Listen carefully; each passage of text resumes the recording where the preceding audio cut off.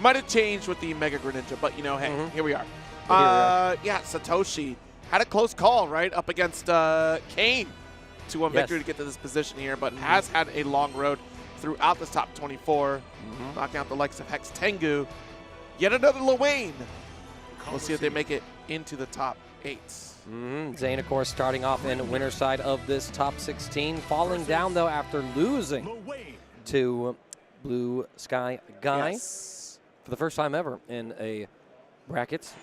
Zane, though, more than happy with his winner's side position for 2XKO, which he'll be playing in that top 8 tomorrow.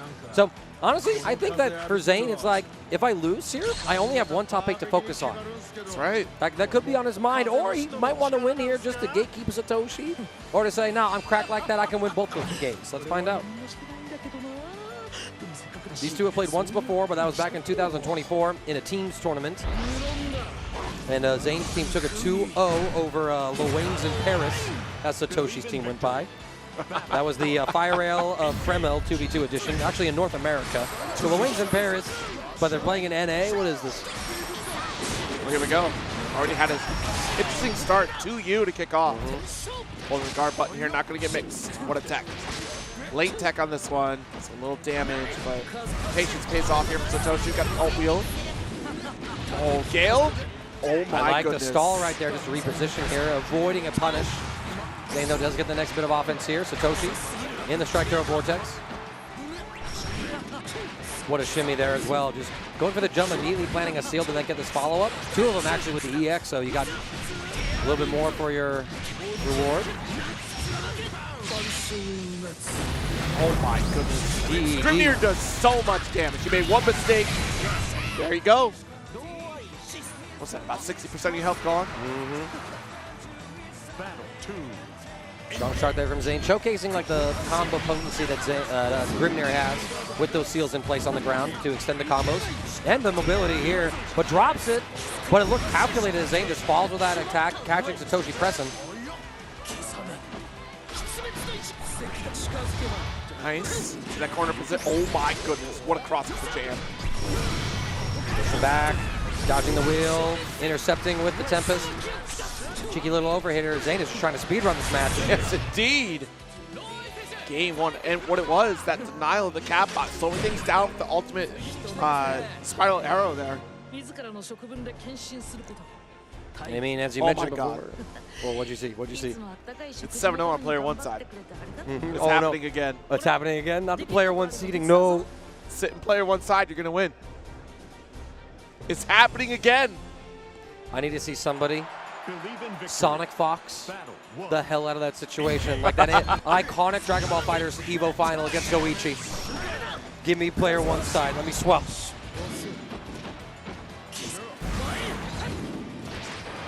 Zane with that player 1 blessing, taking it to Satoshi right now. But Satoshi's got something to say. Gets the throw. 2U interrupts the setup. Another throw. You're in the corner. No you. No you. No you. All right, getting out of the way of those Gale dashes. The ult wheel with, nice block actually on the cat bot. Now we'll come back to this corner, going to open things up with the ultimate Gale.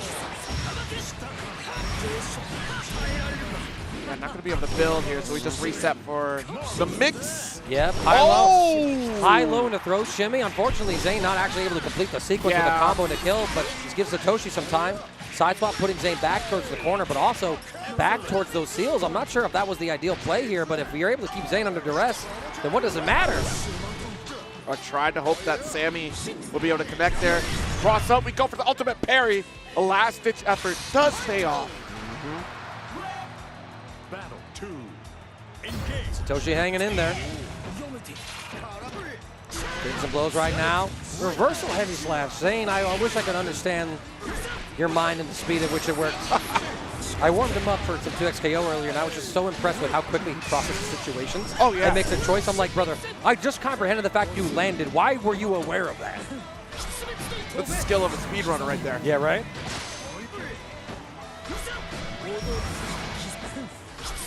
That's what, being a professional player is all about. You're able to see these patterns and situations. Some way more obtuse than others, and so you just have that muscle memory to get in there and to take advantage of it. I'm surprised if you're still aware of the location of those Gales. Look at Zane maximize the scenario as Satoshi tried to skedaddle Skadoodle within a punishable position. Whole missile still coming through. 5S not going to connect. Nice BC. More spot dodge, we tech the throw. Watch it down strike, not going to connect here. Ultimate wheel. Look at the aerial conversion, just pushed to the corner position. Caught low. We have an ult available. Snacking. 2U checks him. Trying to get back in there. We're going to BC against that JU. And before the misses can connect, we get the throw. Zane in a chip kill situation. Tries to press a fuzzy mash, but Satoshi with the perfect timing. Starting to make the comeback, actually, and what looked like a speed run for Zane to get into the top 8. Suddenly, he meets resistance. Now Satoshi saying, bro, you got one top 8. Save something for the rest of us. Believe in victory. Battle 1. Let's see. Finally breaking the curse. 7-1. 7-1 now. 7-1 now, yeah. Satoshi. Might be him. Oh, challenge? I don't think so. Oh, what a back away here to get the ultimate wheel. Falling on a 2U. Zane in trouble. Nice empty low. Yep, it's going to be the full pickup here. We got some seals to extend as well. Zane going to take the knockdown. Sets up more. Multiple overheads. Going for the shimmy. Escapes the BC. Dodges Satoshi's storm of projectiles massively, but gets hit by a close light after running up to him. Nice. Able to Gale dash out of the way. Ultimate wheel anti-airs though. Catbot's coming down. Zane goes to the BC, trying to keep Satoshi locked up here. This is what does but does get caught. Oh my goodness. That could have gone either way, but we opted for the Sammy Toby, so instead of just trying to hold back in this corner. I remember that parry threat we saw earlier. Yeah. I wonder if we could have timed it out for that ultimate, but here we go. Late tech. Getting a little crossed up for the movement of Zane. Special, having extra hang time as well for the special. Yep, good navigation here. We get the same side JU, not able to get the convert. Engaging, setting up more seals, able to dodge until the laser comes through. Beautiful bait. We almost saw that same sequence before where Satoshi went for that mix, got caught by the Raging Strike. This time was in time to intercept before the move could complete. Zane busts out with a DP just to alleviate the pressure. We're back into the seals. We catch the dash, but the spacing not quite correct for him, but this works out beautifully for Zane with that reset. And I imagine that with Grimnir combos, you might be able to get the kill. No, we go for one last shimmy. Satoshi flinches, and Zane gets into his second top 8 of Combo Breaker. Winner side of 2XKO, loser side of Granblue Fantasy Versus, and Satoshi taking the loss hard. And a valiant effort from Satoshi there, honestly, like really coming ever so closer to one of the strongest competitions of Granblue Fantasy Versus Rising.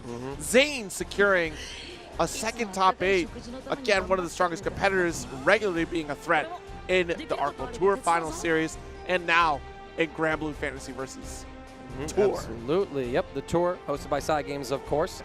Taking matters into their own hands. Arc System Works focusing mostly on Guilty Gear Strive and probably gearing up for a Tokon leg of the tour as well. One would imagine so.